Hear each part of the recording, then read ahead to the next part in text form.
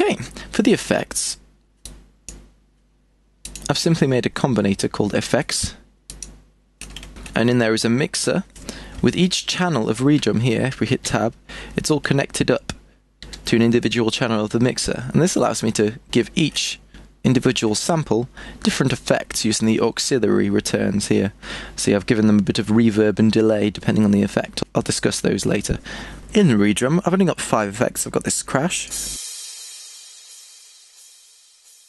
2 reverses,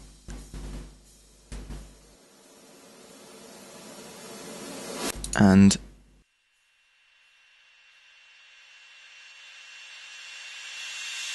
just slightly different tones there, a sweep,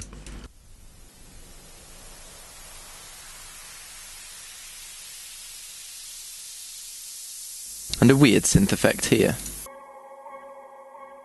These are all from the Prime Loops Razor Effects pack, which I keep recommended because it's frickin' awesome. The crash is just to help drive the track, since it's nice and splashy, and as we can see down here, I've triggered it every 16 bars throughout the entire song. The reverses are similar, but I've got 2 so that in the quiet sections I can just use 1, so it's not overbearing. Then when more elements are introduced, I just use the 2 to make for a nice big swell to the next 16 bars. You can see here the intro and the break, I've just got the 1 reverse going on there. That sweep is there, as we can see here, just to define the different sections.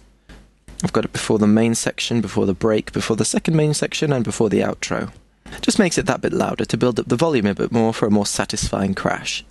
Then there's that weird synth sound that's reminiscent of a confused narwhal wondering how he found his way into a liquid drum and bass song.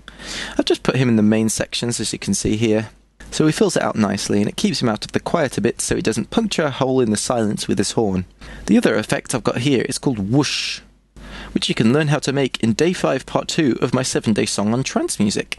It's a pretty intense effect to make, but it ends up really filling out the track, plus it's a great way to learn more about routing and Thor. Take a listen to it just on its own.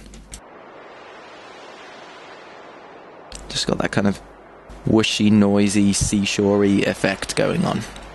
Maybe the narwhal should live there. Anyway, regarding the effects I've put on these effects, there's a delay on the crash, the sweep, and the narwhal, with no delay on the reverses. Otherwise, when they finished building up, they'd carry on for ages, and that'd kind of defeat the purpose of a sharp stop reverse. However, there's a small reverb on them, on everything in fact, but that's so short that it just ends up getting masked by the crash. I have it there just to make the sound a little bit thicker on the build. Reverb is your friend in liquid drum and bass. I'm sure you've noticed that throughout the 7-day song. So, that's it for today.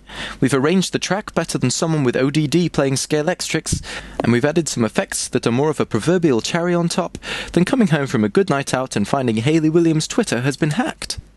So tune in tomorrow for Day 7, where I'll be going over the mixing and mastering, then showing you the final finished 7-day song. Take it easy, guys.